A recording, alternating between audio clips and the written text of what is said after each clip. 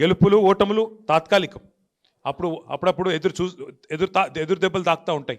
కానీ ఒకటి మాత్రం పక్కా, ప్రజల గుండెల్లో, తెలంగాణ ప్రజల గుండెల్లో కేసీఆర్ గారిది గులాబీ జెండా స్థానం మాత్రం శాశ్వతం అనే మాట నేను మీకు గుర్తు చేస్తూ ఉన్నా.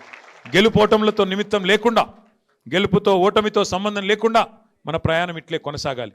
కేసీఆర్ గారు ఎప్పుడు మనకు చెప్తా ఉంటారు, ఇతర పార్టీలకి తెలంగాణ రాజకీయం అంటే ఒక గేమ్, కానీ మనకు తెలంగాణ సాధించిన పార్టీకి రాజకీయం అంటే ప్రజల సంక్షేమము, రాజకీయం అంటే ఒక టాస్క్, ఒక ధర్మంగా, ఒక విద్యుక్త ధర్మంగా మనం భావించి ముందుకు పోతా ఉన్నాం.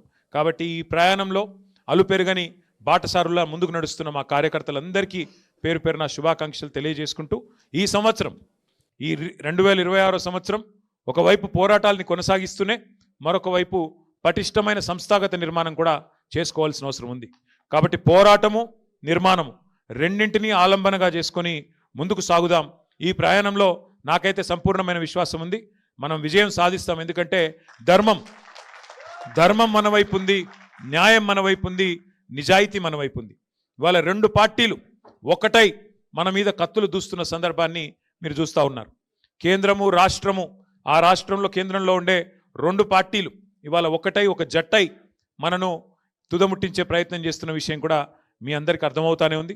అయినప్పటికీ ఎవరు ఎన్ని ఎత్తుగడలు చేసినా, ఎన్ని కుట్రలు కుతంత్రాలు చేసినా, ప్రజల ఆశీర్వాదం, దైవ ఆశీర్వాదం మనకున్నంత కాలం ఎవరు ఏం చేయలేరు. కాబట్టి తప్పకుండా నాకైతే సంపూర్ణమైన విశ్వాసం, సంపూర్ణమైన నమ్మకం ఉంది.